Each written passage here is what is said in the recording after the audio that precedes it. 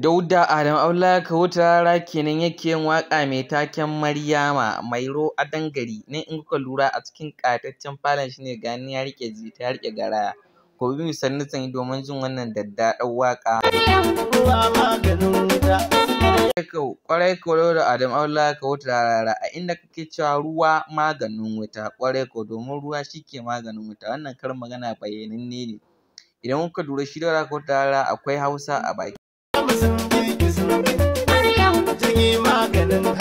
Sai Dauda Adamu Abdullahi Kawutarara yake cewa jirgi maganin hawa, wato kun san jirgi dai kowa ya sani wani abin hawan da ake hawa a yi sama, to shi yasa yake cewa maganin hawa, to shi ba ruwan shi da wani tudu da gangare.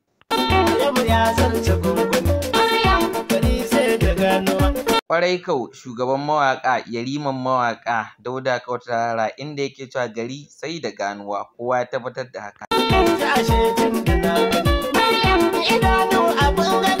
Ƙwarai kuwa cigarin mawaƙa sarkin mawaƙa Dauda Adamu Abdullahi Kawutarara, wannan karin magana ya burge ya bada nishaɗi a inda yake cewa idanu abin gani, wato da idanu ne ake gani, wannan shine ke bambanta abubuwa da dama.